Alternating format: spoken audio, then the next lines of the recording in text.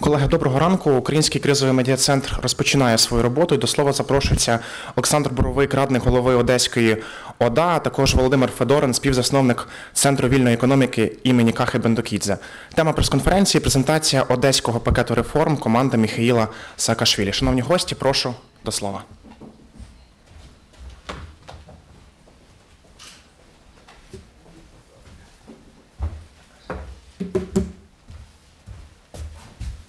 Доброе утро, коллеги журналисты, коллеги реформаторы. Я Владимир Федорин. Мы собрались здесь сегодня для того, чтобы посмотреть и обсудить. I'm Vladimir Fedorin. We are discussing today the first presentation for the journalists. This is the presentation of the Odessa Package of Reforms, and I'm here to provide an introduction why the package was created, why it should be passed during this fall session of the Verkhovna Rada. After victory of Maidan, Ukraine unfortunately has lost a lot of time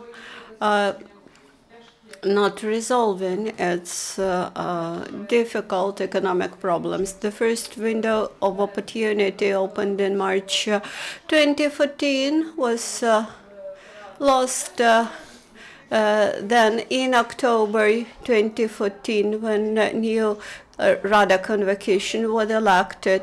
Again, the opportunity was lost. I think now this current president has the last opportunity during this fall and till the spring, when the reforms in Ukraine should get their impetus. And we believe in this context that Mikheil Saakashvili's team, which has developed its reforming program with involvement of many experts and civil activists, could become the beginning and driver of such reforms in the country. That is what I wanted to say. And now I give the floor to Alexander. Thank you. I would like to mention that yesterday we had a big presentation in the Kiev School of Economy, and there was the new country, Ukraine, Kaha Bendokidze Center, reanimation package of reform, professional government, associations, and the government of New Thought. And today in the morning,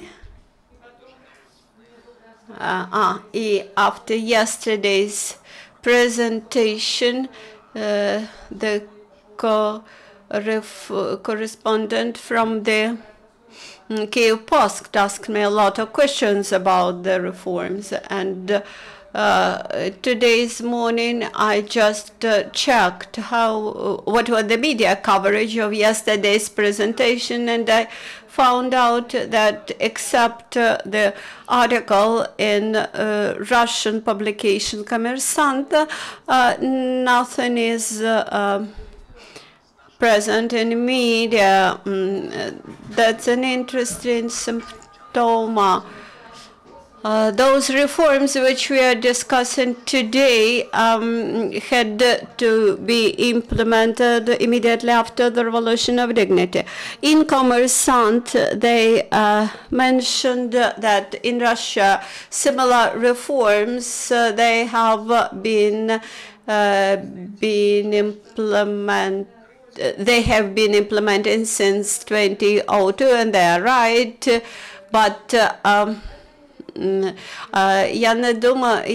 but I don't think that the reforms should be interesting for us. we should own these reforms, and those reforms should be covered not by Kyiv-Post, not by Kommersant, which are published for expats, but they should be covered in Ukrainian media. The Center of Kahapendo kids came together 6 weeks ago. We have brought today the package which comprises the reform of civil service, reform of labor relations, transparent privatization, new tax and customs system, and the electronic public procurement reform. Somebody today's morning asked me, do you know about the similar initiatives coming from the Cabinet of Ministers? And I answered that the Cabinet has been developing these initiatives for almost 18 months and didn't see any outcome. For me today, it's important that media become responsible and analyze this package and raise the issue of reforms, and that those opinion makers, which we have, members of parliament, political elites, they eventually should come to local community and say, well, let us implement this reform. I won't describe the package in much detail. I will describe just some thesis, some highlights. Reform of labor relations. We suggest that the labor contract should become, or labor agreement should become the main point in the labor relations. Also, we offer to carry out the reform of civil service. We are sick and tired of the situation when we have volunteers whom we cannot hire, and we have civil servants whom we cannot fire. Ми хочемо ввести We want to introduce administrative services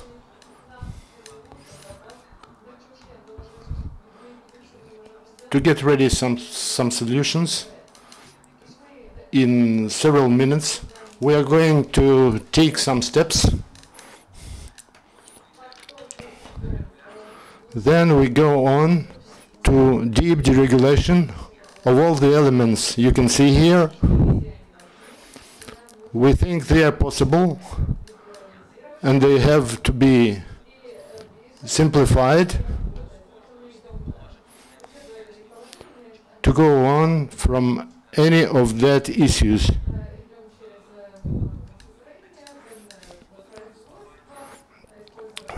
That's production.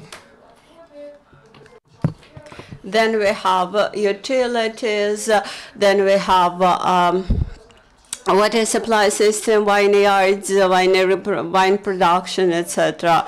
Deregulation is not so much important for the Ukrainians, but it is important for potential investors, for foreign investors. When we think that they are not here and we need not carry out deregulation for them, that's a wrong approach because they are waiting to come here. When we speak about procurement and speak about auctions, then about land plots, there are some revolutionary steps which we suggest to take. The same is true about sales of land. Customs procedures are also important for Odessa and also for the entire country. And here we suggest to make some steps. We do not, although we suggest some pilot projects for Odessa, Oblast, but actually, despite this is called Odessa Package of Reforms and intended for Odessa Oblast, but it could be applied to the entire country. And finally, we suggest to have some electronic procurement system and to have it in a more broader way than the Ministry of Economy suggests. And about economic liberalization and freedom. These are principles which we suggest to implement. And by the way, this is the thing which was in first turn discussed by Commerçant. They pay attention to the Georgian case, and this is the thing which may unite around itself Ukrainian right-wing elite, decrease in customs burden. When we speak with businessmen, they mention free movement of capitals and tax rates. And I believe this may improve situation with those two elements. We continue to do this in Odessa.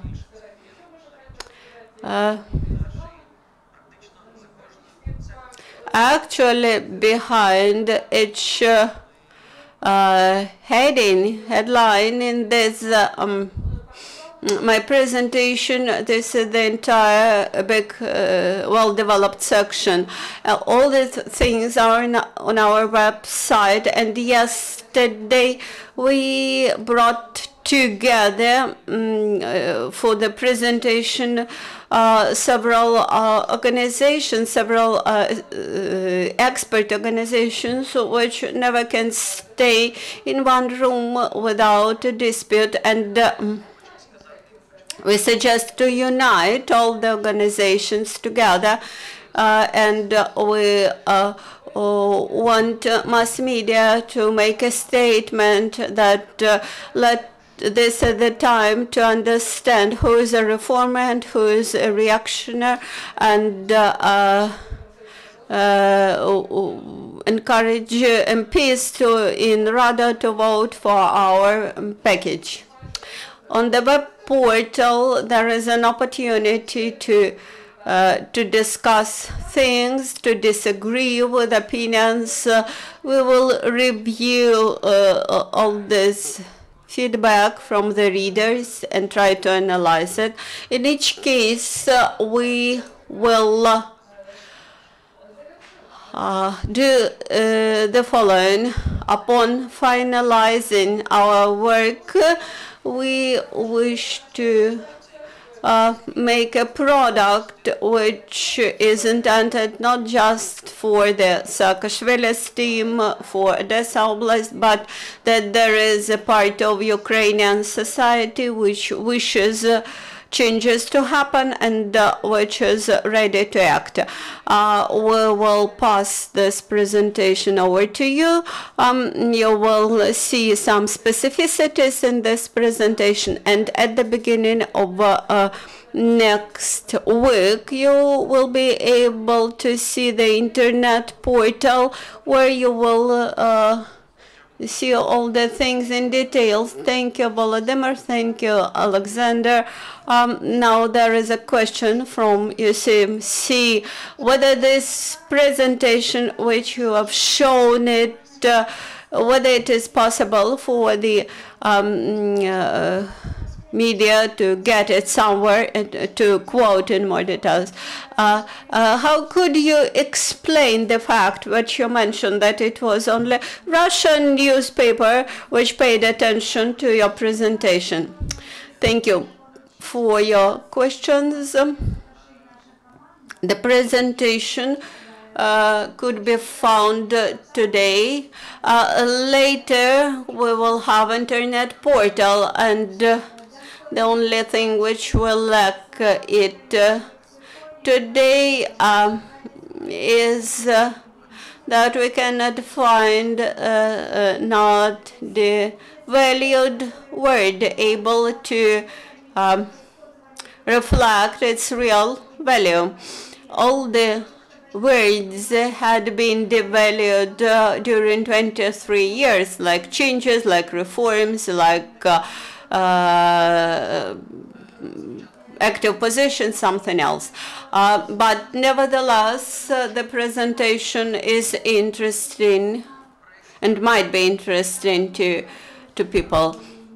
Why this presentation has not caught the interest from the journalists? I think the word reforms is devalued too, and the society is already tired. But if you look at the statistics, then we find out that in Odessa, only 5% of people believe that the reforms have been being implemented. Up to 50% of people believe that nothing has been changing in Ukraine.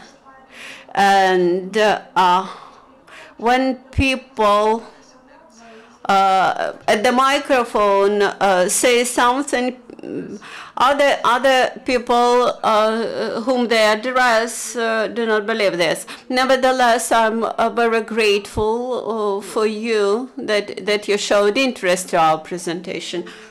Dear journalists, your questions, please, and don't forget to present yourself. Крымские новости agency Vishnevetsky.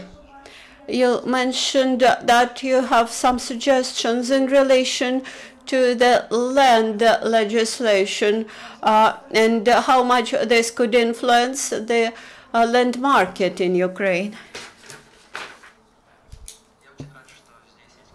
I'm happy to hear a representative from Crimea News. This is related to the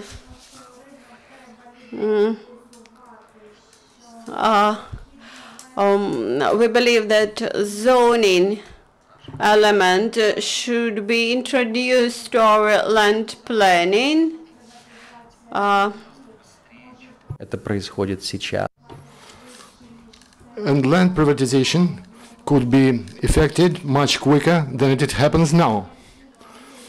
The people having some definite buildings on the ground,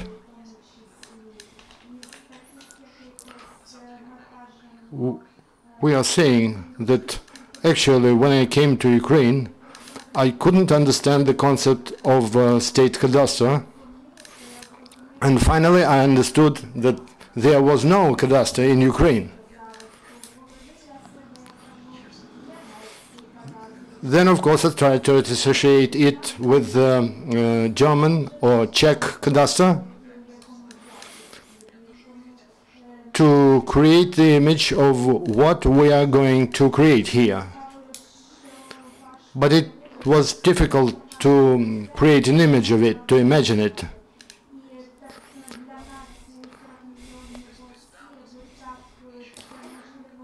Definitely we have some things that, as far as I can see, can change the dynamics of a land market.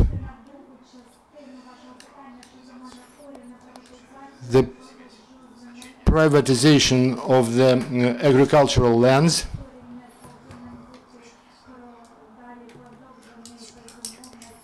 this item was not included in the package. It exists now.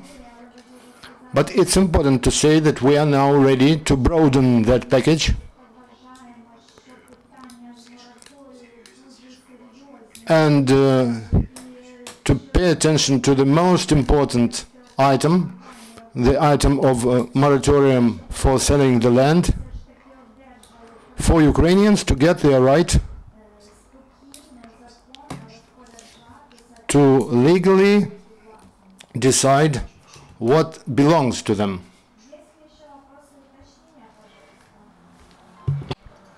Natalka Prutka, independent journalist, and I work for Lovcom Portal. How do you think your program of reform could become the national program of reform? What steps should be made by the authorities to do this?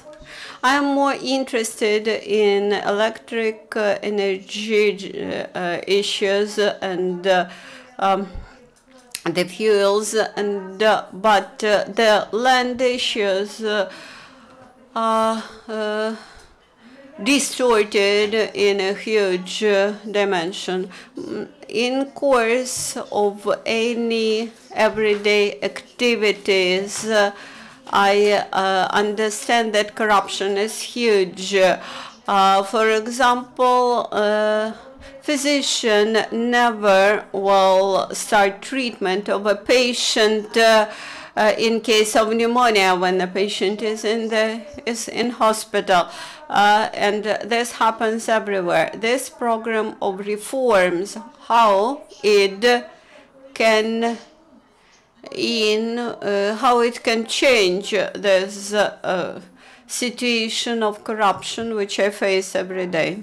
The first question. I like very much Churchill's saying that you can make a lot if it doesn't make much difference who will be paid for it. It's very important that journalists pay attention to the question, and that is not a political platform. We hope and we wish that to happen. That's the first. And second, we have an idea, and we are making first steps to open in October center that used to be opened in Germany some 20 or 25 years ago, for a person to come to take out and to show passport, and in some 15 minutes the papers would be ready. That is another step to cut bureaucracy. Somewhere I'm going to show you administrative services. Here it is. It is the concept of the joint one single window. The principle of exterritoriality to be used. Whether you come from Odessa or elsewhere,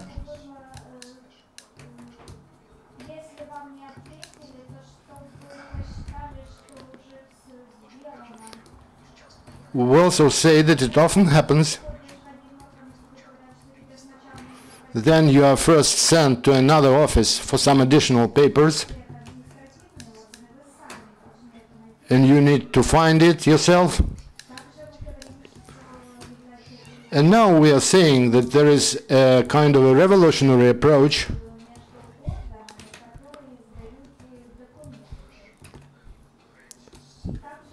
to create an interaction with the bureaucratic offices and to create a real rivalry with the private sector. Yes, thank you. If you analyze all these slides presenting reform of labor relations, civil service, deregulation, you'll find out that in each slide we remove foundations for corruption. I think that everybody could recollect that several days ago the head of the job center was detained because of corruption, because of bribe, and with this reform, which we suggest to have, you will simply eliminate this possibility for the bureaucrats to request for bribes. Again, all the permits, all the licenses in line with this system will be issued much more quickly. Of course, we should put to prison the corrupt bureaucrats, but this is not enough to change all the spheres of our lives sufficiently, and we need to make much to change our situation. Very impressed by what you have already achieved in Odessa. My name is Viola von Kremen, former MP from Germany and now Executive Director of Partners Osteuropa. And for example, we have proceeded a project with IDP kids in this summer for 140 IDPs. So we needed to give them a passport. And of course, none of the kids from Donetsk or Luhansk had ever had a passport for the Schengen visa. And it took not just the German side to work that out, but especially the Ukrainian side, for you needed more certificates for schools and all this kind of stuff. So is that possible to change this? Not, eliminating all these additional certificates on the oblast level? Is that something what is under your competence? And the second will be, for example, driving license. We have learned you need, 14 different certificates from doctors, which is absolutely unusual for us as Germans, to be honest. Is this something you can change on the oblast or on the city level? Right. These are all good questions. We certainly, when we came, we announced that, and we thought that this is something we want to try. And then we figured that actually that would be very hard. And we signed something we call Memorandum of Understanding with the Ministry of Justice and Ministry of Interior. And effectively, the way it works is that you have to make deals with them. You have to negotiate that with them. And then you have to wait till they agree to cooperate with you, and it's more like a pilot project. And that is where we said, look, no, we cannot work like this, and also we have to change the country, not just this one center. And that is why, this is one of the reasons behind why we are coming to the country. We're a small oblast down south, and we come and we say, look, we want to propose something that would effectively change the dynamic in the country, not just in one oblast. And you're right, it's impossible to reform just one little place. You have to go and do these reforms globally, and that's what we're proposing. But you're right, all this pipeline, and you can imagine you are people with names, you're Westerners, and you know how to open doors. If you are from Tatar-Bunar, if you are from the region that doesn't have a road that connects you to the big city, how do you get through that red tape? It's impossible, right? And so that's one of the reasons why this has to disappear if we want to keep this country together, right? Дякую, друзі. На жаль, час прес-конференції добіг до кінця.